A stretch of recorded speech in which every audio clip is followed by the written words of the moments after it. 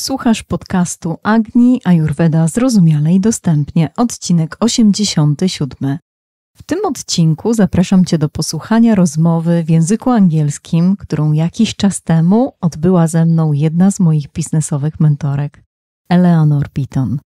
Eleanor jest jedną z tych kobiet, która wita się z Tobą mówiąc "Hello, Queen!". Ujęło mnie to w jej podejściu do kobiet, do kobiecych biznesów, to celebrowanie naszej wielkości, to celebrowanie tego, co w jej ujęciu jest najistotniejsze, czyli mocy bycia we właściwym miejscu, pewnego rodzaju władzy nad tym, jak wygląda nasze życie, zatem wolności od ograniczeń oraz obecności w pełni swoich wibrujących jakości. No, jak słyszysz, to jest coś. Bardzo serdecznie zachęcam Cię do wysłuchania tej rozmowy z Eleanor Beaton. Witam Cię w podcaście Agni-ajurweda zrozumiale i dostępnie. Nazywam się Maria Nowak-Szabat. Wspólnie z mężem Michałem od 8 lat prowadzę agni-ajurweda. Pomagam kobietom skorzystać z ajurwedy w życiu osobistym i zawodowym. W każdym odcinku otworzysz serce i umysł na tą piękną, starożytną wiedzę o życiu. Przede wszystkim będę mówić o tym, jak ajurweda służy na ścieżce zawodowej. Niezależnie od tego, czy jesteś konsultantką ajurwedy, marzysz o tym, żeby nią zostać, albo prowadzisz inny biznes, który chcesz zamienić w holistyczny biznes, czyli w biznes, który szanuje Twoje pięty achillesowe, w którym wiesz, jak je chronić i doskonale wiesz, jakie masz asy w rękawie. Ajurweda jest prosta, ale jej zrozumienie i zastosowanie w codziennym życiu, także w życiu zawodowym, wymaga wsparcia. Od zawsze była przekazywana w relacji nauczyciel-uczeń w formie otwierających serce i umysł opowieści. Bardzo się cieszę, że mogę się z Tobą dzielić moją pasją i doświadczeniem z prowadzenia 8 lat firmy w tej przestrzeni. Firmy, która stała się 7-cyfrowym, holistycznym biznesem. Bardzo się cieszę, że spędzisz ten czas ze mną i starą, mądrą ajurwedą. Hello and welcome everyone. My name is Eleanor Beaton and I am so delighted to be here with Maria Nowak-Szabat. She is the founder of agni-ajurweda, which is one of Europe's preeminent certification and training schools for Ayurvedic teachers and consultants. Welcome to your show. Thank you so much for having me, Eleanor. I'm so happy and excited because, as I told you before, that's the first time that I will actually talk about my work and Ayurveda in Poland in English. So super excited to be here. We've been waiting for you. We've been waiting. So I would love to begin if you could take us back to your beginning and really share with us what was your first experience with Ayurveda? That's a way back from now. I think it was around 15 or even more years ago when I started to study psychology. It was my second studies before I studied Polish language, Polish literature. And as soon as I realized that I'm going to be a teacher, I wanted desperately to change the topic of my studies. So I ended up studying psychology, and this was the thing. So I went there as someone who is there not by coincidence, with open heart, with open mind, very ready to study. And I was excited. I was in love with psychology, but very soon I realized that it's not complete. Although it's like a promised land, I remember exactly when I was applying for those studies, there were 27 people for one place. So it was really like considered a success to get the place on the studies. And it was quite funny, like weird feeling to realize after 1 or 2 years of studying psychology that it's not complete. And I was afraid that the sickness is coming back, sickness of not enough, not having enough, not knowing enough. But actually, what was the reason was that I missed the part connected with the body. I missed the knowledge about how body reacts, how body responds, how we can heal also the mind through the body. And then I was attracted to yoga. And when I came to a yoga place in one of the Polish cities, I met my first yoga teacher, which was also an Ayurveda teacher, Ayurveda practitioner. And I remember it very well because when I saw her, I had no idea how old is she. Like, she could be 60, she could be 40. Like, just the fact that her hair was gray was like, I was giving her around 50, 60, but at the same time, her body was very flexible, no makeup, beautiful skin, shiny eyes. Basically, she was like a card, like a sample of Ayurveda. And I became so interested in this Sanskrit word, which was kind of new, but also felt familiar. So I was attracted to the word, attracted to this example that I saw in front of my eyes. And I start from cooking classes. And when I taste the Ayurveda, because this was the beginning, the humble beginnings over the plate of rice and dal, which is like a bean soup with spices, I felt the reaction of my body, of my quite sensitive at the time stomach, of my quite, windy, so to say, mind. And getting this proofs from my system that it's calming me down. It's very, very nourishing, very grounding state that I have after eating Ayurveda food. I became more and more interested. And I had this feeling that I would love to do something with this. I would love to combine it with psychology. And I would love to go to United States to study this topic, because at that time on the Polish market, we had around 2 books about the topics and no possibility of studying this. So the very thought of studying Ayurveda was like, yeah, so let's go to the moon. Yeah, let's have this wonderful journey to the moon and back. And it's astonished me to see how it worked out for me, and how sometimes we are led towards our calling, towards our dharma, because this is the word that describes it in Ayurveda. So the calling that it's kind of imprinted in our soul, which give us this confidence that even though it sounds like a let's go to the moon, it is possible and it will be possible. Well, it's so interesting, this experience that you had of it began kind of like a whisper. This is really interesting. And as you started to follow your inspiration, and take classes and uncover teachers and continue to pursue this interest that began simply as a moment of inspiration, what's so ironic is that years later, you have been that teacher for other practitioners or other aspiring practitioners, other women who have had that similar calling. Gosh, there's something here.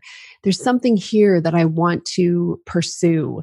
And we're going to get into that. We're going to get into your journey from somebody who was intrigued and a practitioner and a student to ultimately somebody who has become a teacher and really the founder of the Ayurvedic movement in Poland.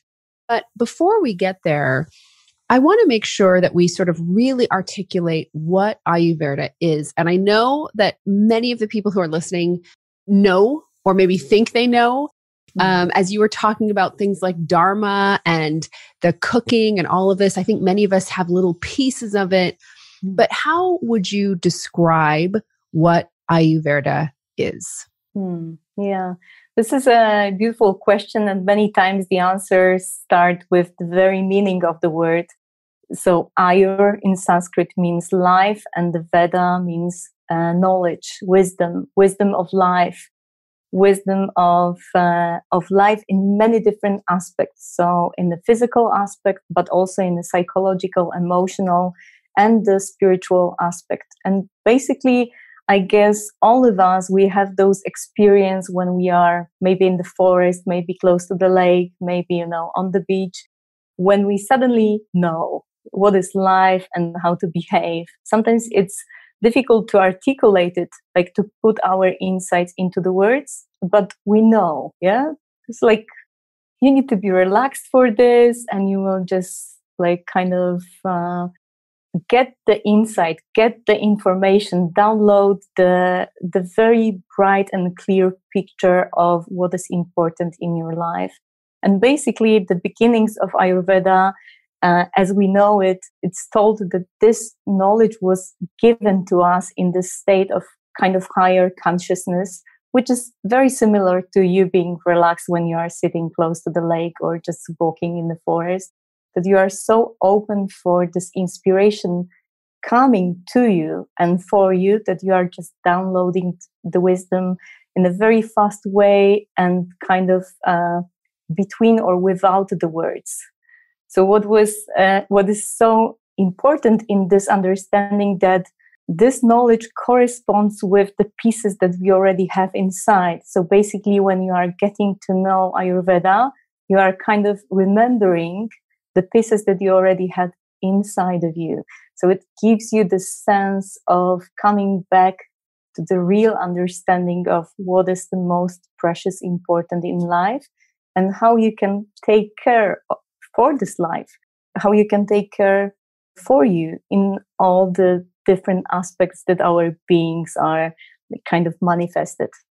So one of the things that I find so fascinating about your path through Ayurveda, so it can be tempting when you hear about things like Ayurveda and it's about, it feels to me like it's a way of being and an approach to living a very holistic life that's teeming with well-being and connectedness, and all of that.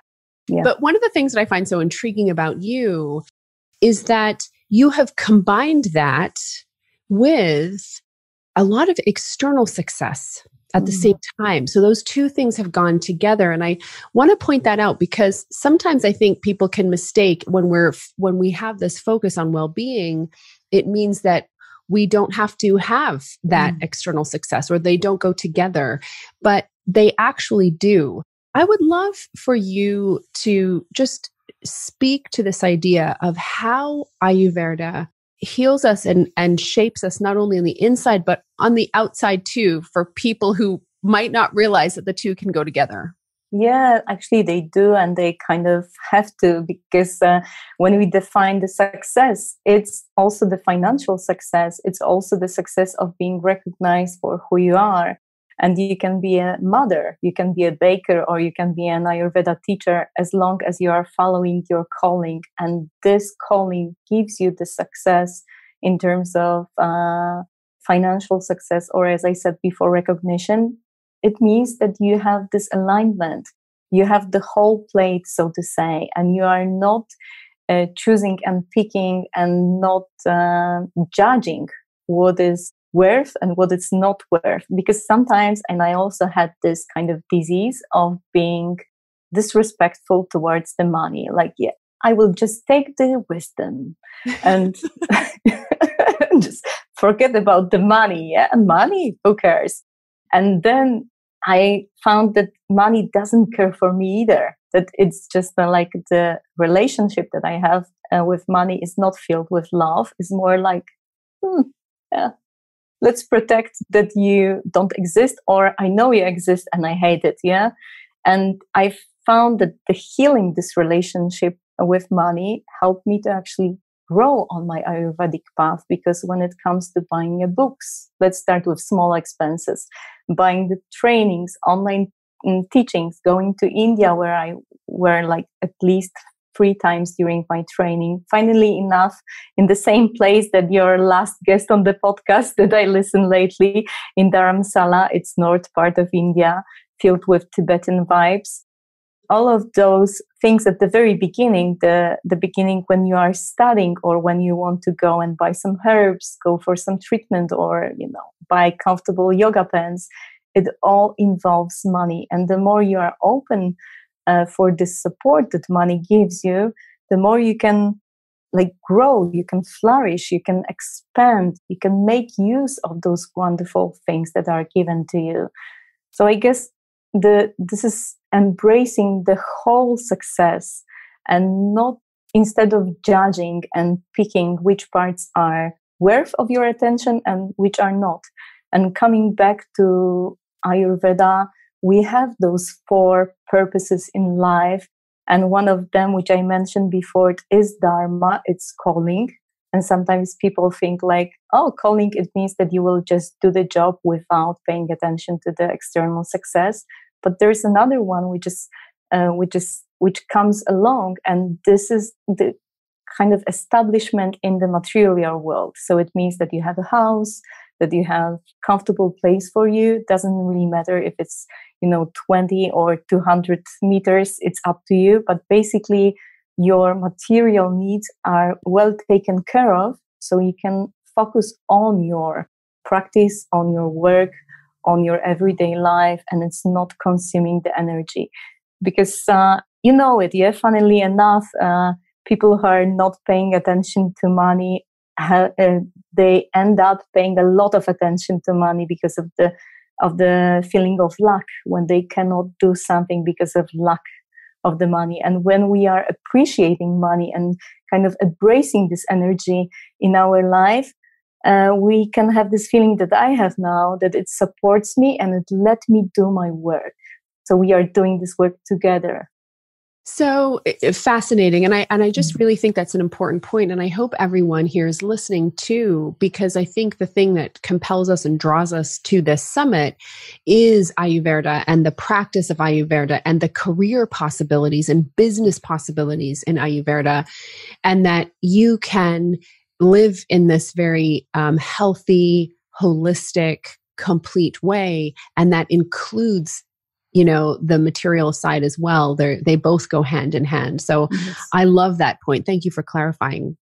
I'd like to go back to the place. So you are studying psychology. Mm-hmm. You start to see the limitations of that practice without something like Ayurveda, like the completeness and wholeness of this practice. And you pursue your training and become very highly trained, traveling all over the world to complete the training.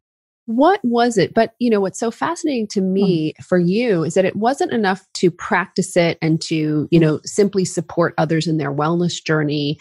For you, the idea of empowering other teachers and empowering other leaders and empowering other women to bring Ayurveda to students and clients as well has been important.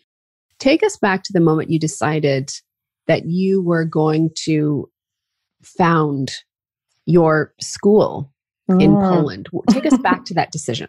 It was a very interesting moment when I felt that my one-to-one capacity is just over. Yeah, there is more people that I can help, and also some of them are different than I am, and I know that. As you said in one of the other interviews, someone may wait for the gospel from this particular person, yeah? And I felt that we need more of the people who are passing Ayurveda to us, but in this personal approach. And when I'm saying personal, it means that we are not changing the essence of this knowledge. We are just passing this through as it was passed through many generations before us. So it's not about inventing new style, method, and those kind of things that we have all around us in today's world. It's more about passing the knowledge, but with your unique experience, your personal story, and your personal healing as well. Because as much as I would love to have people coming to Ayurveda because they want to grow, it's not the case. More often, almost always, there is a suffering at the very beginning of this interest of Ayurveda, and sometimes it's very physical. It may be a pain in the spine, like it was for me. This was the defining point to turn to Ayurveda fully. Sometimes it's And those are the things like divorce or have this feeling that you are stuck in your other way successful work or, successful lifestyle. Basically, there is some suffering. And then I met many women who, thanks to Ayurveda, relieve the suffering. They get to know themselves better and they start to rearrange their life accordingly.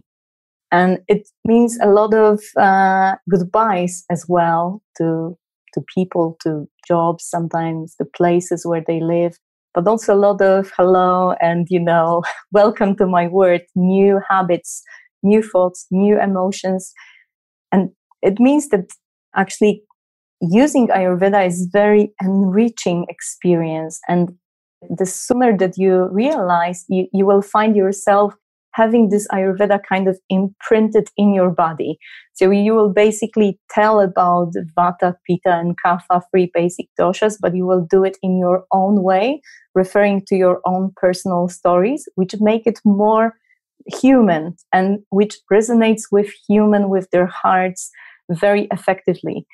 And when I realized that there's more and more people suffering, and I know that there is kind of medicine, quote unquote, for them, holistic medicine, which is very affordable, almost cheap sometimes, and very, very effective and time-tested and proven. And this is a really important qualities for me as we are speaking now, because nowadays many things that are told to be good, they are actually, good for the marketing purposes, but not so much if you go to the details. So having this trust that this knowledge is given to you for you and not to make money from, like really forcing you to do things which are not helpful.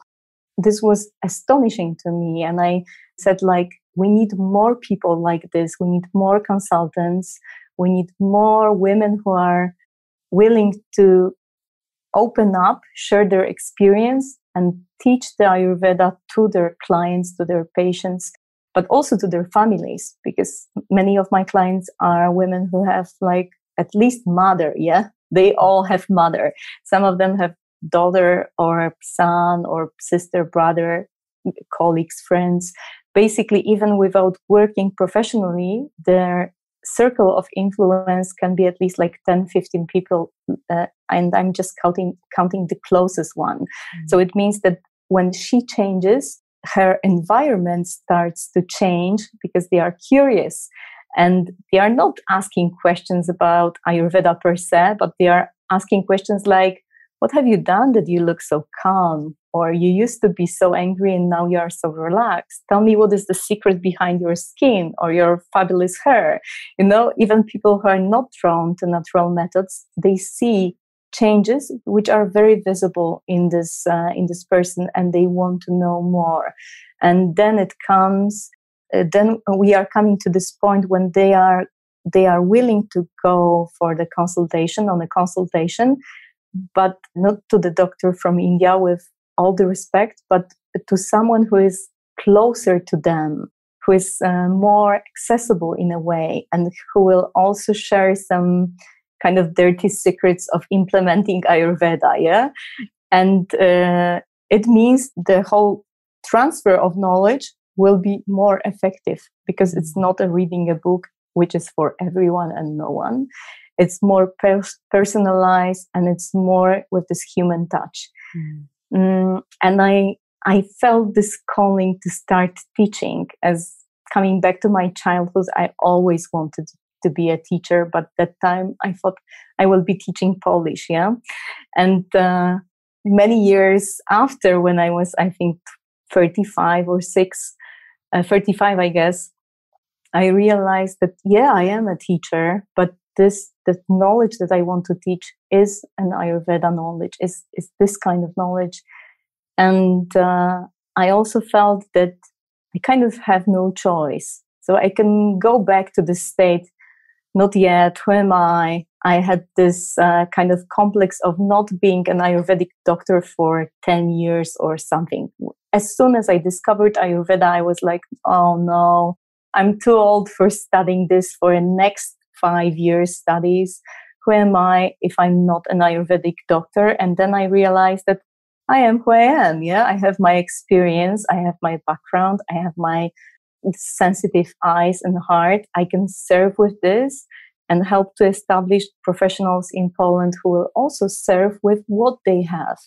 And I guess this very core of appreciating who I was, who I am, very core of Ayurveda, helped me to share this powerful realization with my clients and empower them to then step up to the role of being an Ayurveda consultant and consult, even if it's just like a kind of personal healing practice, which means that you will help with your knowledge in your family, in your circle, sometimes just through being who you are. Because just let's make it clear, not every husband is delighted that his wife has changed, yeah? And instead, I don't know, watching with him movies 11:30, she just wants to sleep because this is a time for sleep, according to Ayurveda, yeah?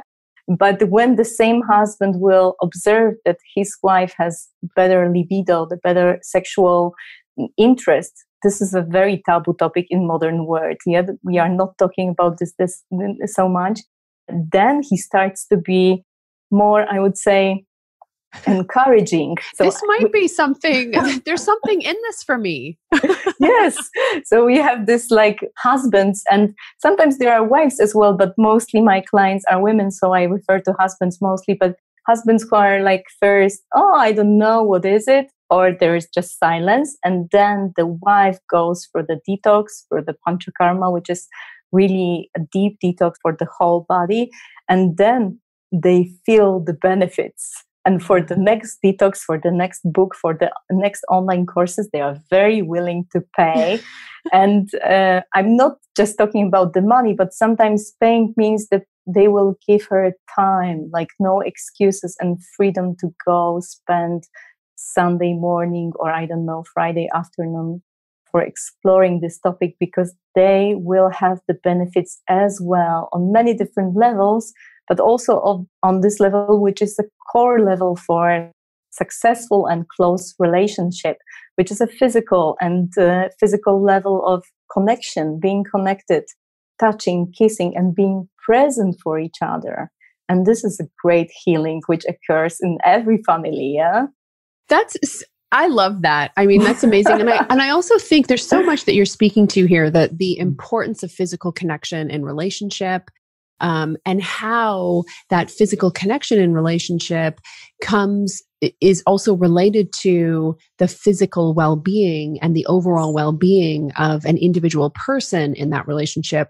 But something else that I think is so important, as you had to do this, and so many of your students have done this, and so many of your students' clients have done this, it's this idea of seeing a pathway for yourself and committing to that path, even when you don't yet have other people who are supporting you. And this is so important, because especially if you're doing something that is new, that is different, that people may not understand, they might not yet be able to see the value or the transformation, you have to commit to that first. Sometimes before you can get the support of others. And I hope people are hearing this, this idea that it starts with us, following that inspiration and trusting that the people around us will see, and support eventually. Yeah. And I will also add to this to really take care of the support that you can have right away. Like, it's very, it was very nice feeling when my aunt sent me a beautiful text message when my first book was published. And she wrote something like, "You are so hardworking. I'm very proud of you. You made this excellent choice." And I guess, although it was written, that was the most vocal thing that I heard from her since I've started this whole Ayurveda profession, which was kind of surprising after many years of studying other things, including this, prestigious psychology. And it was nice to have her support on this day. But if I would count on this from the day one, maybe the first book would never happen. What I did from the day one, I was surrounding myself with people, and sometimes there were just few people, like not thousands, That's 5, right. 7, not the thousands today. not the thousands today, who were supportive, and many of them were professionals. I'm very openly sharing this within my podcast that I do have coaches, I do have mentors, like you are now my coach, my mentor, and I asked you for this meeting here because I knew that for this step I need a support, and I have a courage and open heart to ask for it so I can grow. And it's so essential because now when I see the development of Ayurveda in Poland, I know that I also developed the systems of support for my students when they connect, when they see each other on Zoom. And I don't know, she's from Germany. I also have many Polish students from outside of Poland. They live in like Great Britain or Germany, and they see each other on the Zoom calls in this breakout rooms. And straight away, like after 1 minute, they can dive deep because no one will make a funny, weird faces or ask some basic questions. They can dive in with being who they are and really talk about some deeper insights or sometimes challenges like how you can comfortably heat your oil for the morning massage, and no questions about what morning massage is and why you should do it and why it's kind of stupid. Straight away to the answer for the very important question, how you want to make it warm in your bathroom on the, I don't know, Saturday morning. So basically it develops the leaders, but it also develops the whole idea of surrounding yourself with like-minded people who will support you to grow. Even yesterday, I heard from one of my first students, she came to me when she wanted to lose weight. She was like 25 kilos overweight. And this was her first motivation. Then she lost her weight. She went for a training to be an Ayurveda consultant. She ended this training, still having her job because she loved her job. She doesn't want to quit this. And now recently she told me that she started to make like supervisions for other consultants because, they want to talk about clients and they want to like meet and talk about especially challenging things or difficult things. And when I heard this, I was like, oh my God, look what we've done over the years. We started from Ayurveda consultant. Who is it? What kind of profession is it? It doesn't really have the name on the list of the professions in Poland, at least. And now we are heading towards making this really more professional on all possible levels, which also means that professionals can come together and support each other so they can grow and they can serve their clients better, because this is finally ultimately the goal. Well, let's talk about that for a moment. So, 15 years ago, you get started, and at the time, there are like 2 books in Polish that you can, that you can read about it. Flash forward 15 years, and this was huge, right? Because I want people to really understand that you saw that. You've talked about the importance to you of knowledge transfer, and you really took that on. And really have stepped into that role as a person who's going to take this ancient wisdom and make sure that that knowledge can be transferred, particularly to inside Poland. Of course, your reach is far beyond that to Polish speakers everywhere. And not only Polish speakers, but English speakers, people who are interested in this way of life. So let's talk about 15 years ago, a couple of books, maybe in Polish. What has changed through as you have founded your school, written books? What exists now that didn't exist then as a result of your commitment to this movement? I would say the serious interest in Ayurveda and in Ayurveda as a way of living, but also as a way of working, of making your living, so to say. And from being something like a little bit like hobby on the side, this and that, it became something serious. And I guess I'm one of the first people, if I maybe even the first, who set an example of someone who is devoting the whole professional life to Ayurveda and is successful in doing this.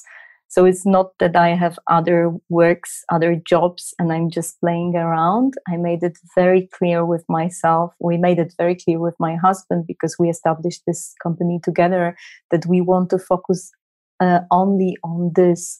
And this is kind of showing that, yes, it is possible. And we have 2 kids. We have a family. Yeah, we are just like, we have a lot of different things going on. Employees, you have employees, you have suppliers. I mean, I think that's right. Like, and that's what I was sort of saying off the top. You are so right. This is a significant entity. Yes. And this is just like, I guess just from this position is a strong message that not only it's possible, it's successful, it's very fulfilling, it can be very rewarding in many different ways, in terms of the impact that I'm having on people, in terms of their impact that they can have on themselves, like this kind of ownership of their health, instead of taking this responsibility and giving this over to the doctors or other professionals. They are just taking the responsibility for themselves, and they are capable of taking care of themselves, because they kind of not only believe, they experience how efficient Ayurveda is. I always say it, you don't have to believe me. You just can take one simple strategy and just stay with this as long as it's needed for this to actually show you it's efficient, it's helpful, it can give you the thing that you are looking for. And I guess this whole kind of engagement, the heart and mind that I pour into this business, and connecting with my gift of teaching Ayurveda in understandable way, accessible way also, and mainly through online courses. I feel it's expanded the space for the topic in Poland, for the topic and for the professionals. So this container grew in me, and then it grew in Poland, so it can contain more and more people who are coming. And recently I was talking with someone who was sharing some insights about the Ayurveda practitioners, and I said that my approach to Ayurveda is very inclusive. So it's not like exclusive. You need to know Sanskrit words. You need to do this or that. Stop drinking coffee and quit your cigarettes. It's more like, you drinking coffee, you smoke cigarettes. Yeah, come on board and check what you can do to diminish the negative effects that those things have on you. And they do, yeah. Let's face it, we all know it. But they also taste good or feel good. So then the question is, what you can do to take care of you, so you can kind of make it less harmful. And this kind of approach is very inclusive, and it shows the Ayurveda is something which is potentially interesting for all the people who have health. Yeah, they have health, they have body, they have mind, they have heart. They want to be close to life. They want to be, happy and healthy. And this very fact makes them potential clients for the Ayurveda. And what I'm sharing here is so powerful that it's even hard to grasp, that you are, that when I'm talking, I'm not talking to very few people who are just like, crazy people interested in Sanskrit. I'm talking to everyone who want to take care of their bodies and take care of their well-being. But at the same time, I'm very specific that if you want to be a kind of victim who want to blame on someone, and putting the responsibility over me, I'm not your person, yeah? I want to work with people who are ready to own their results and their effect. Well, and let's talk very about empowering, that. It was super empowering, and that's leading. And when I think about this idea of, as a teacher in English, anyway, the word education comes from the Latin educare, which means to lead forth. Not to carry, not to pull, but to lead forth. And it's us as the student, who must take that step. You mentioned this idea of inclusivity. And one of the things, when we look at your school that you founded, it is so inclusive in the sense that you can go and take courses and online courses from wherever you live. to learn about Ayurveda. And you can also take programming to become a certified Ayurveda consultant and start your own business. And what's so interesting about this is that, you, a highly educated woman, prestigious school and field of study, and decide you're going to do this. And that's who your students are. And the women, and men who are coming to learn from you, these are people who have also come from very prestigious educational and professional backgrounds, business backgrounds, healing backgrounds, and people who have none of that, but simply a passion, for wellness. And I wanted to kind of, as we could talk about this all day, I'm totally fascinated by it. But as we sort of wrap up, I wanted to take a moment, and this is obviously something that's so important to me, but I think to so many of the women who are listening, this idea of empowering women, because this is what you are doing in addition, through this programming. Why is this so important to you? That's a good question, but somebody asked me, and I don't know if it wasn't you, maybe it was even you, what is the leading quote in my business? Like the quote that is leading me. And straight away I had my answer. And my answer was the Mahatma Gandhi sentence, which sounds, be the change that you want the word to be, or just like, I don't know how it sounds in original. I have it very close to my heart in Polish, but basically, if you want the word to change, be this change, embrace this change. So when I see, how many things are going slightly off in the world, I want to bring more of those qualities that are connected with heaven on earth, so to say. And part of this is taking care of yourself on a very, on a very holistic level. So not only of your body, but also on your emotional aspect, mind, which is, can be very supportive, but we all know how it can be also, very like depressing, literally depressing. And also about the spiritual aspect. So I said that I can do it for myself, but the more people will join it for themselves, they will do this change, they will embrace this change, they will be this change. And then suddenly we will have this change in our environment. So we will all benefit from this. So this is not for the sake of some ambition or, I don't know, some effort that we want to achieve, but we will have this kind of light. Just to refer back to last year, I did kind of social movement among my clients, starting with the hashtag I am a lighthouse. And when the time was pretty dark, March 22, I started this movement with the online summit, I am a lighthouse. And basically the message was that we can all tune in to our lights, increase this light and shine this light outside. So we will all benefit. You will benefit doing this, but you will also help other people in a natural way, not forcing yourself, not dragging, not carrying, nor pushing, just giving the light in a way that lamp is giving a light, and it helps the other people navigate through the storm, through the very, dangerous sea and in the darkness. And when I had this vision, I saw the whole Poland, the women who are owning this, and women, mostly women are my clients. Men are mostly husbands of my clients or sons. So we are all related. Recipients of the benefits. Recipients. Sometimes even they hear my voice when she's listening to online courses. But basically women start to own this, and they were writing, I am a lighthouse. So not you are the lighthouse. I am the lighthouse, and I am the lighthouse. And then I saw more and more light is emerging from big cities and small halls like the one that I'm now. And it gives, overall, it gives more light to all of us, which means that the world that we are living is easier to live. And sometimes maybe it's difficult to attribute, to say exactly what has changed.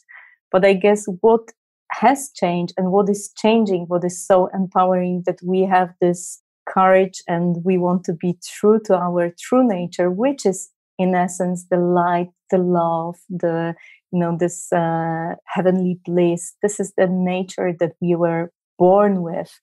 And by tuning to this nature, we increase the light for ourselves, for our surroundings, and the whole place becomes more light. And this is very do-it-yourself approach, which was so close to my heart from my very beginnings, as a teenager listening to punk rock music, that we don't have to wait for some big changes on the government level. And the government itself presents a lot of doubts about who actually is serving, who is serving to who. And basically, we don't need to change for some external rules, validations, or agreements between countries or whatever. We can start with what we have now, and we can make this town, this city, this place when we live more comfortable, more peaceful, and easy to live, even though the circumstances may be difficult as they are for many months now. I'm Canadian, and there's a great sort of Canadian media philosopher named Marshall McLuhan who said, the medium is the message. And when I think about the work that you're doing as a practitioner and a disciple, of Ayurveda, but also somebody who has created a business that educates, but, the principles of Ayurveda are embedded throughout your business. And it's something that you offer, a way for women who are committed to making change, committed to leading change by being the change, both through what they teach and support people with, and how they help people with their health and well-being, but also in creating a business. And that becomes not only their mission, but their livelihood. Yes. It's been such a pleasure to have this conversation with you. I'd love to wrap up with a fun question. Are you ready? Yes. It's a fun question. Light has come. Right? I know. So here's my question for you. When you think about what is one daily practice that you have done or that you commit to on a daily, I know there's so many, but what is one daily practice that really has been so meaningful to you in terms of advancing your success and well-being? No doubts. The one daily practice which is good for any day. And I mean this day when you are so willing to do stuff and the day that you don't want to do stuff. As the practice that I started many, many years ago, over my mirror in the bathroom, you will see the poem written by Dalai Lama. The title of the poem is A Precious Human Life. And basically what I do in the morning, on those different days, I brush my teeth and I read the poem. I read this kind of statement, which helps me to remember that this is actually a gift, that the precious life that I was given yet again this morning, this very morning, is there to help me realize who I am and how can I serve and what can I do with this gift that is not something that we get for sure. And this very morning, there are many people that were not given this gift. So it's a kind of precious thing. And believe me, just by brushing my teeth and just, eyes slightly open, wide closed, I would say, just connecting with this very powerful insight. This is a present. This is a presence gift that we have. It helps me to transform every challenge that is on my way. And it helps me to have this different angle to whatever happens during the day, because I stay in this bigger perspective. And ultimately, the bigger perspective is what matters. And what final call to action or invitation would you like to offer the people around the world who are listening to this conversation? I would say Ayurveda was given to us many, many thousand years ago as a way to connect with the wisdom which empowers us and enlightens us in a very different layers of our beings. And let's just go back to this precious gift of knowledge, straight to the source, and let's connect with this on the personal level, but also on the professional level, making sure that our businesses are thriving. So it means that we can invite more and more people to this space, because now I think never before it was so clear that we are on the same boat, and the work that we do collectively as human beings on earth really matters. So everyone who wants to contribute to better living, on the planet can tune in to this knowledge and really kind of drink this fresh and very nourishing water of Ayurvedic wisdom to creating more heaven. And heaven, as we know, is not a place, it's a state of being. Maria Novak-Sabat, thank you so much for the wisdom that you've shared today, and also for the work that you've done for more than a decade in bringing Ayurveda wisdom and teachings to thousands of people across not only Poland, but Europe and the rest of the world. Thank you so much. Thank you so much, Eleanor. It was a pleasure. Dziękuję Ci za wspólnie spędzony czas. Wejdź na stronę agni-ajurweda.pl/87, gdzie znajdziesz notatki do tego odcinka podcastu. A jeśli jesteś osobą, która myśli o połączeniu swojej drogi zawodowej z Ajurwedą, to serdecznie zapraszam Cię na 3-częściowe szkolenie online Droga do zawodu konsultantki Ajurwedy oraz do Szkoły Ajurwedy, która otwiera się po raz 7 już niebawem. Zerknij na linki, które znajdują się pod tym odcinkiem podcastu i korzystaj, kochana, jeśli czujesz, że Ajurweda jako zawód to droga, która doda Ci mocy, wolności i dzięki której zaistniejesz w świecie. Wszystkiego dobrego dla Ciebie i do zobaczenia, do usłyszenia.